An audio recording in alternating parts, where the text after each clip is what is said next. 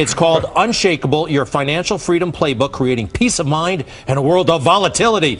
Tony Robbins, welcome back to Good Day New York. Good to see you guys again. See you, pal. First of all, I want to wish you a happy birthday, although I don't know what day to wish you a happy birthday. When is your birthday? Well, February 29th, so it's sometime between midnight and 12:01 tomorrow, I guess, something like that. So, no, when I'm 84, I'll be 21. It's a good deal. I'm 14 right now. I love that. That is awesome. 14 birthdays. Happy somewhat birthday. Thank you. Anyway, I started reading the book, Yes. and it's amazing because I think a lot of us worry. You know, we have our money in the market. Yeah. What happens, you know, like right now, I mean, the market's doing really well. Yes. Do we take our money out now and just say, okay, that's it, we did okay? What do we do, Tony? That's why I wrote this book. I wrote this book because I wanted to protect people, because a crash is coming now, whether it's 6 months from now, 12 months, 36 months, no one knows. You know, Warren Buffett said, if you listen to market forecasters, their only purpose is to make, you know, people that tell fortunes look good, because they just don't know what's going on. So, but what I did try to prove in this book is what the facts are. So here's a couple things you should know. Number one, there's a new high on average every month. Most people have no clue. So you hear, oh, it broke records, it broke records. We're in a situation right now that's very artificial. It's a situation where the feds around the world have been printing money. So nobody knows what's going to happen. There's this tremendous fear that's in the marketplace. So what I wanted to show people was, look, when the crash comes, first of all, a correction comes every year. I don't know if you remember last January, the world was ending. The market lost $2 trillion in January. It was the worst January ever. Yes, Do you I remember that. And we ended the year a total record-breaking year again. So obviously there are going to be corrections. They happen every year since 1900. The average one is 2 months long, and it costs you 14% if you sell. But if you don't sell, you're fine. There's a bear market about every 5 years. We've gone 8 years without one. That's why I wrote this book, because I want to show you how to protect yourself when that bear comes, but more importantly, how to take advantage of it, because it is the greatest opportunity in your life to leapfrog from where you are to where you want to be. Let me explain why. If I told you, if your favorite car was, let's say, young man, what do you like? And you say, I love Ferraris. They're on sale for 50% off. You'd be pretty excited.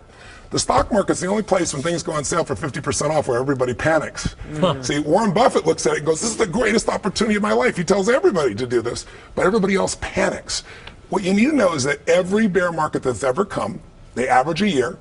They usually cost 33%, but if you don't sell, they don't cost you anything. And in 2 centuries of American history, please hear me if you're listening at home, in 2 centuries, every single bear market was followed by a bull market. Everybody remembers 2008. Oh my God, the market dropped 35, 40, 50% at peak to trough.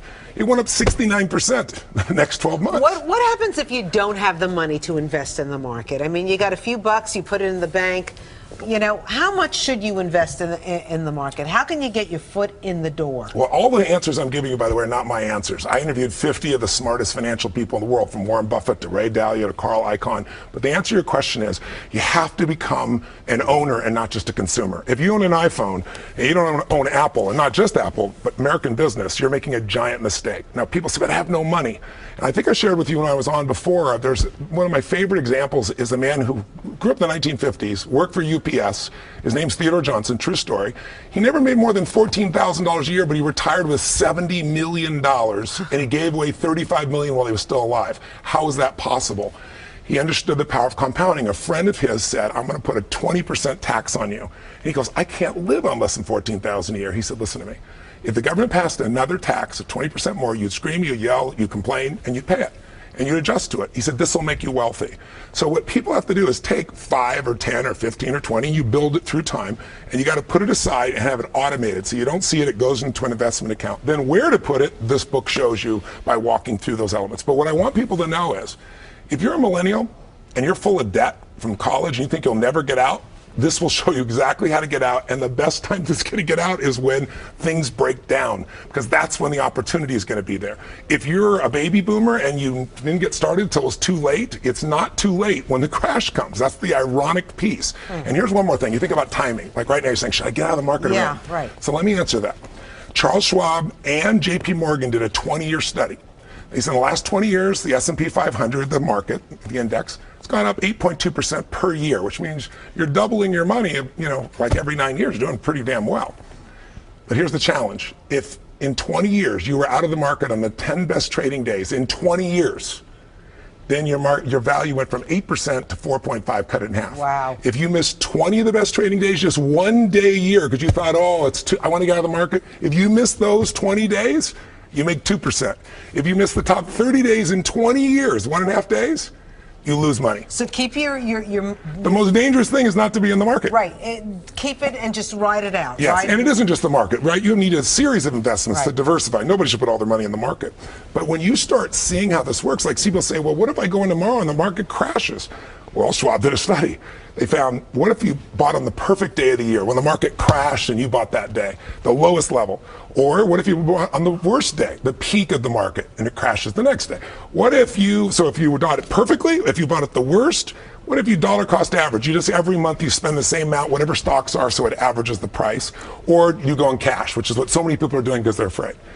Who lost? Cash by 50%. They had 50% less money. Cash is going nowhere. Who won? Yeah, the person who was there on the ideal day. But the person who got on the worst day after 15 years was only behind $10,000. So it's hard, it's counterintuitive, but you want to be in the market, and then when the market does crash, instead of selling, which is what people do, you want to stay. My partner in writing this book is Peter Mallouk. Peter created a company called Creative Planning. He's been rated the #1 financial advisor by Barron's 3 years in a row. No one's done that in history. 2 years in a row by CNBC, and this year Forbes did their first list and he's #1 on their list. So he's my partner. I'm on his board of directors. So if people go do business with him, they should know that I'm with that organization. I benefit. But I partnered with him because in 2008, he took his clients. He had no advertising. He went from a $500 million business, sounds big, to $2 billion in the middle of the crunch time. And the reason is everybody flooded to him because he told people, here's what will happen when the bear market comes, and we're going to clean up. He told them in advance, I don't know when it's going to come, but I'll show you what we're going to do. It'll be the best time of your life. And he delivered. So they all brought him new clients. Now he's $23 billion in assets, right? Just from the kind of impact he's had. So if anybody reads the book and they want coaching beyond what I've done for them in the book, they can go to getasecondopinion.com, getasecondopinion.com, and he'll do a breakdown for you like he does for millionaires and billionaires. By the way, Tony, you're giving away all the money from the book? 100% of it is going to Feeding America.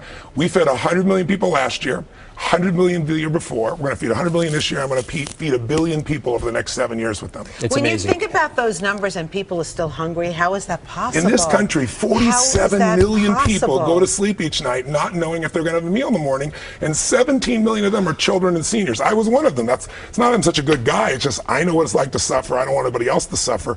And it makes me crazy that we've cut food stamps, the SNAP program, by $7 billion. How did you go from basically not having a hot meal to, basically being a guru, an international guru, doling out financial advice? Well, it's interesting. I was just, Worth Magazine just named me their Power 100. It was the 100 most influential people in global finance, along with all the guys I interviewed. But part of it is I believe in modeling. I believe success leaves clues. If someone has done very well financially for decade after decade, they're not lucky. They're doing something different. If someone is fit and healthy and they've managed it for 20 years, they're lucky. They got a great relationship. They're not lucky. So I'm really good at deciphering what those things are. So I would go sit down with someone like Jack Bogle, who built, $3 trillion industry, right? And what he's doing there at Vanguard. And I'm supposed to have a 45-minute interview, and we go 4 hours, and he says he's been in the business 65 years, and in the book he says it was the most penetrating, emotional interview he's ever done in his life, because I kind of extract it out of their brain and then make it simple so you can apply it. It is simple, right? Well, who knows? Well, It's simple when you say it. Yeah. And this is a lot more digestible than the last book, which my I last book was appreciate. 670 pages. Right. So This is 208. You can knock it off in a day. Listen, I want to ask you, I am curious. I have been for a long time. Donald Trump, you've done a number of public events with Donald Trump over the years, seminars, that kind of thing, where... And Mrs. Clinton, both. They're both good friends. And Mrs. Clinton. Yes. And Mr. Clinton. I was just with President Clinton last weekend. Yeah, you consulted George W. Bush, too. Yes. But Donald Trump, I'm just curious, what's your take on that man right now? And you know him like few of us do. I gave him actually his first big speech. He'd never done a speech more than 200 or 300 people. I called him up. I hired him. We're friends. You hired him? Yeah, I hired him to come speak. And it was 10,000 people. And he freaked out. Like, he was backstage, like, freaking out. But once he got on stage and it went well, he got addicted to it. Now we have a president What year who was loves this? big crowds. Oh my gosh, it was probably 15, 18 years ago, something like that. Well, he was nervous like how? Well, how did it manifest itself? Well, you know, he didn't like to shake anybody's hands because he's a germaphobe, right? In those days, he's learned to do that as president. But you know, he was freaking out. He was sweating and like, my God, I thought this was 200 people. You know? And he got on stage, and his main talk was get a prenup. That was his primary key to success. Get a prenup. I heard the same thing. He went to give a talk in Sydney, Australia, and the idea was, yeah, I see all these beautiful couples. They come in, they're all happy. Get a prenup. And people paid a lot of money for that little seminar. By the way, do you have you like talked to him? Have you, I haven't since he become president. No, he knows I'm available. He's not really looking for coaching, as you can tell right now. But at some point, hopefully, I got to tell you. Whether you voted for this man or not, he's still our president. I was with President George W. Bush the other day, a couple months ago to be accurate. And I asked him, I said, how do you feel about this? And I always respected him because he never attacked Obama. He obviously doesn't agree with Obama. He said, he's our president. The people spoke. It's his turn. I need to shut up and let him be president. And I said, well, off the record, how do you feel, right? Yeah. And he said, Tony, you know, I wanted my brother to win, obviously, but he didn't. And he said, but all this talk of the world's over, he said, here's what I learned by being president. When I was a kid, Nixon got kicked out of the office. We all remember being impeached. And I thought that's the end of the American presidency. That's the end of our way of life. He's destroyed our reputation. And he said, it's just not true. It didn't happen. He said, you know why?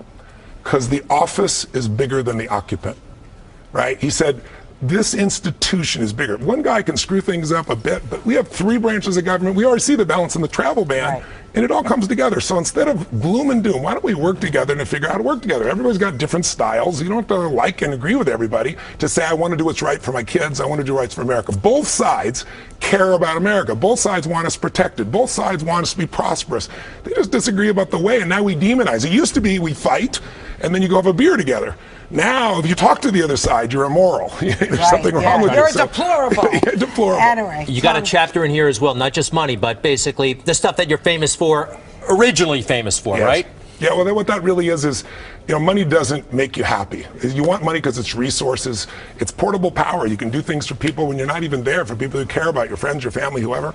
But money makes you more of what you are. If you're mean, you got more to be mean with. You know, if you're giving, you have more to give with. And so the last chapter of the book is really about how to be rich and happy right now. Because I interview 50 billionaires. I can tell you point blank, the majority are not people that are euphorically happy every day. They live in stress still because our brains are 2 million years old and our brain's always looking for what's wrong to survive. We don't have a saber-toothed tiger, so we make up what are people thinking, do we have enough money? And it doesn't matter if you have $1 billion or $100, people do that. So the ultimate freedom, the unshakeability, is to take control of your own mind, and I show people how to do that as well. One thing I remember from the Personal Power program, you know, everybody has problems, but showing up to your problems in a limo is a little bit better than walking. I think that was from Personal Power. That was when I was like 25 years old. So. You still apply. Hopefully, the book is out now. It's called Unshakeable, Your Financial Freedom Playbook. Tony Robbins, always great to have you on Good Day New York. Thank you, Zen. Happy birthday. Thanks, pal, very much. Yes, I really appreciate it, Greg.